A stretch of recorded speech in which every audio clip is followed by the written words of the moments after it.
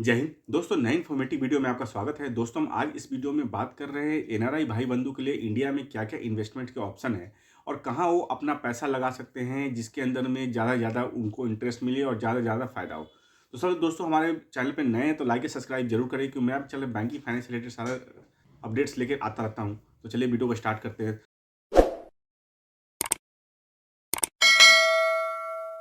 तो दोस्तों, आज हमारे एनआरआई भाई बंधुओं के लिए वीडियो है जिसके अंदर में मैं ये वीडियो के लास्ट तक बनी रहेगा। मैं बताऊंगा कि आपको इंडिया में क्या क्या ऑप्शन है इन्वेस्टमेंट के, क्योंकि आज के डेट में अगर आप देखें तो इंडिया के मार्केट बहुत ही ग्रोइंग मार्केट है। पूरे वर्ल्ड में देखा जाए तो टॉप लेवल की आज के डेट में इकोनॉमी चल रही है हमारी।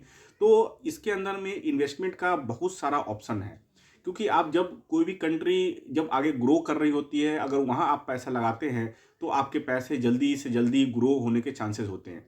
तो आज की डेट में इंडिया का यही सिचुएशन है। अगर इंडिया का आप सेंसेक्स मार्केट देखिए तो कहाँ से कहाँ भाग रहा है। आज की डेट में किसी भी इंडस्ट्री में आप अगर पैसा लगाते हैं तो वहाँ आपका पैसा इजीली ग्रोथ हो जाता है। तो दोस्तों, सबसे पहले बात कर लेते हैं कि अगर आप एनआरआई हैं और आप अगर स्टूडेंट वीज़ा पे रह रहे हैं, अगर आपके पास ओसीआई पीआईओ होल्डर है या आप बिजनेस पर्पस के लिए आउट ऑफ इंडिया रह रहे हैं, आप एनआरआई स्टेटस होल्ड कर रहे हैं, तो इंडिया में सबसे पहले तो आपको इन्वेस्टमेंट करने के लिए करना क्या होगा कि आपको सेविंग अकाउंट खोलना पड़ेगा। तो एनआरआई सेविंग अकाउंट के अंदर में दो वेरिएंट होते हैं, एक तो एनआरईए और एक एनआरओ। एनआरई और एनआरओ पहले हम समझ लेते हैं कि ये दो अकाउंट क्या होते हैं। एक ही आईडी के अंदर में दोनों अकाउंट खुलता है, तो आपको ये परेशान होने की जरूरत नहीं है कि दो अलग अलग अकाउंट्स है, लेकिन दोनों का अलग अलग मायने होता है। दोनों में अलग अलग टाइप के डिपॉजिट आ सकते हैं आपके। सबसे पहले तो हम बात करते हैं एनआरई अकाउंट के अंदर में। एनआरई अकाउंट के अंदर जो भी आप इनकम फॉरेन में कर रहे हैं, आउट ऑफ इंडिया आप इनकम कर रहे हैं, जिस कंट्री में आप रह रहे हैं वहां आप इनकम कर रहे हैं, उस पैसे को अगर आपको डालना है तो हमेशा आपको एनआरई अकाउंट में ही डालना होगा। क्योंकि एनआरई अकाउंट के फायदे क्या है कि वो टैक्स फ्री अकाउंट होता है, उसमें कोई भी आपको टैक्स देने की जरूरत नहीं है इंडिया में। क्योंकि आप जिस कंट्री से पैसा अर्न किए हैं, जाहिर सी बात है वहां पे आपने टैक्स दे दिया होगा, या उस कंट्री में टैक्स हो या ना हो इससे कोई फर्क नहीं पड़ता है। तो उस अकाउंट के अंदर में, एनआरई के अंदर में, कोई भी आपको टैक्स देने की कोई जरूरत नहीं है। उसके बाद बात कर लेते हैं एनआरओ अकाउंट, जो इसका दूसरा अकाउंट है। एनआरओ अकाउंट के अंदर में अगर आपका इंडिया में कोई रेंटल इनकम है, कोई इन्वेस्टमेंट का पैसा आ रहा है, कोई प्रॉपर्टी सेल आउट है, या किसी भी तरह के अगर कोई इनकम आपका इंडिया में है, तो वो पैसा आप एनआरओ अकाउंट में डाल सकते हैं। एनआरओ अकाउंट में आपको 30% अराउंड टैक्स लगता है। इसके अंदर जो भी वो भी टैक्स उस पर लगता है जो आपने इंटरेस्ट अर्न किया है। ऐसा नहीं कि आपको प्रिंसिपल के ऊपर आपको चार्ज लगे। बहुत सारे हमारे पास कमेंट्स आते हैं। तो कभी भी अगर गवर्नमेंट टैक्स चार्ज करता है तो उसके ऊपर चार्ज करता है जो आपने यहाँ से इंटरेस्ट इनकम अर्न किया है। तो ये तो एनआरई और एनआरओ अकाउंट हो, क्योंकि कोई भी इन्वेस्टमेंट स्टार्ट करने से पहले आपका अकाउंट होना बहुत जरूरी है। अब अकाउंट का पार्ट आपका कंप्लीट हो गया तो आप बात कर लेते हैं सबसे बेस्ट बेस्ट ऑप्शन क्या क्या है आपके लिए, जिस पे आप ज़्यादा जैसा पैसा अर्न करना चाहते हैं वो आप कर सकते हैं। सबसे पहले सबसे सिक्योर जो इन्वेस्टमेंट है आज की डेट में इंडिया में, वो आप फिक्स डिपॉजिट में कर सकते हैं।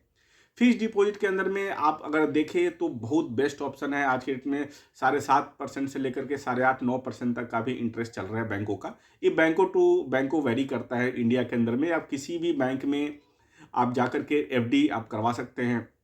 दूसरा ऑप्शन क्या है, आप आरडी करा सकते हैं, रिकरिंग डिपॉजिट। अगर मान लीजिए इंडिया में कहीं से आपका रेंटल इनकम आ रहा है तो उस इनकम को आप अकाउंट में डिपॉजिट करवाते हैं और उसको मंथली बेसिस पे आप आरडी करवा सकते हैं। आरडी में भी एफडी वाला रेट ही मिल जाता है। तो आरडी और एफडी दोनों एक ही है, लेकिन एफडी के अंदर में आपको एक बार में ही पैसा देना होता है। आरडी में आप रिकरिंग टाइप से आप पेमेंट कर सकते हैं। जैसे कोई भी इनकम आपको इंडिया में रेगुलर बेसिस पे हर मंथ एक फिक्स डेट को आती है तो आप आरडी स्टार्ट कर सकते हैं। तो इसके आरडी एफडी करके आप इजीली आप अच्छा इनकम अर्न कर सकते हैं। और एनआरई के अकाउंट में जो भी आप एफडी करवाएंगे वो टैक्स फ्री रहेगा आपका, और एनआरओ के अंदर आपको जो भी इंटरेस्ट अर्न करेंगे आपको टैक्स लगेगा।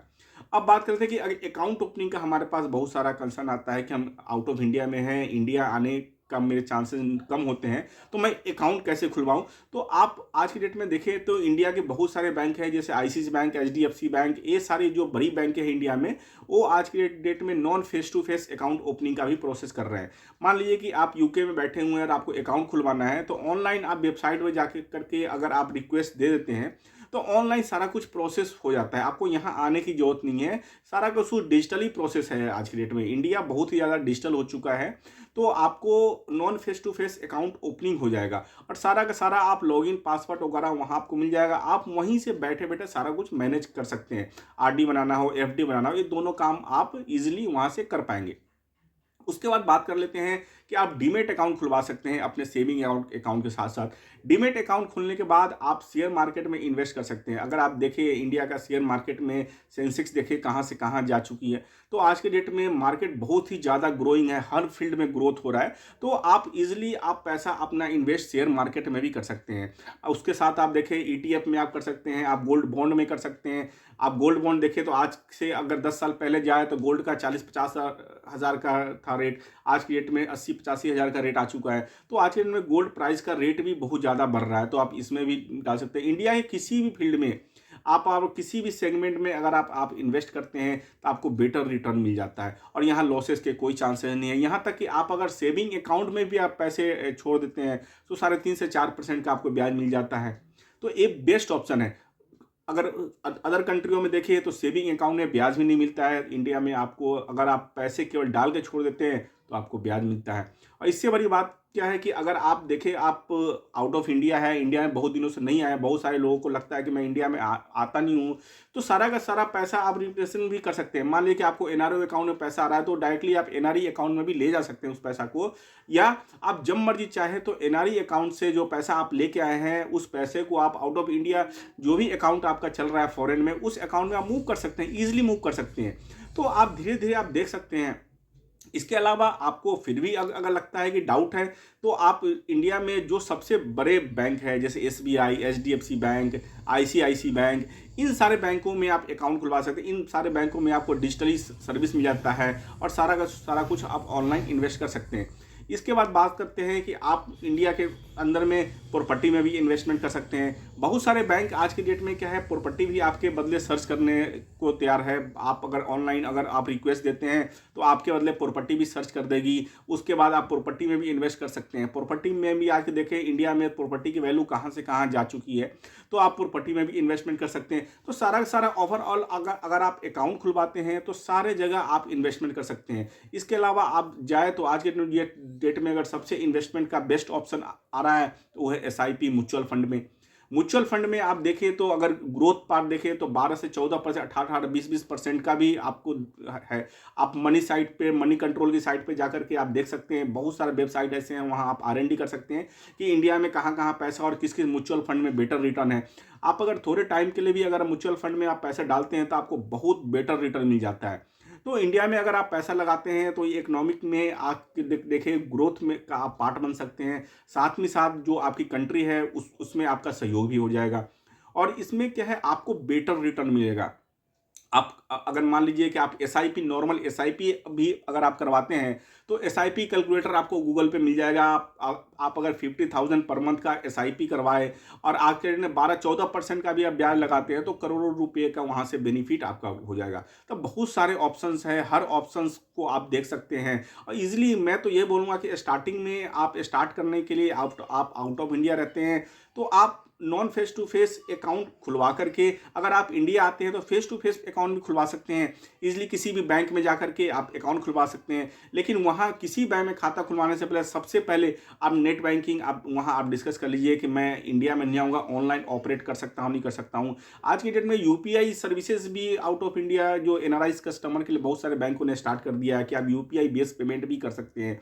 तो ये सारा कुछ ऑप्शन है। अगर इससे भी बड़ी देखें तो आईसीसी बैंक के अंदर में बेस्ट ऑप्शन है, यूपीआई पेमेंट्स का ऑप्शन है, डिजिटल सर्विस बहुत बेटर है और आज के डेट में अगर मार्केट शेयर देखें तो बहुत बेटर है एनआरआईज कस्टमर का आईसीसी बैंक के अंदर में, एचडीएफसी बैंक के अंदर में। तो जो जिस बैंक में आप जाते हैं ये चीज़ जरूर पता करें कि सारा कुछ सर्विसेज है कि नहीं है। और ऑनलाइन हर बैंकों का कस्टमर केयर अवेलेबल है हर कंट्रियों के लिए, तो उस कंट्री से आप उस टाइम में, वहाँ टाइम भी मेंशन होता है हर वेबसाइट पे, उस टाइम में जाकर के आप कॉल कर सकते हैं, पता कर सकते हैं क्या क्या प्रोसेस है, कैसे अकाउंट खुल सकता है, आप खुलवा सकते हैं। तो दोस्तों आशा करता हूँ ये वीडियो बहुत ज़्यादा इन्फॉर्मेटिव है, लाइक और शेयर जरूर करें। Thank you very much.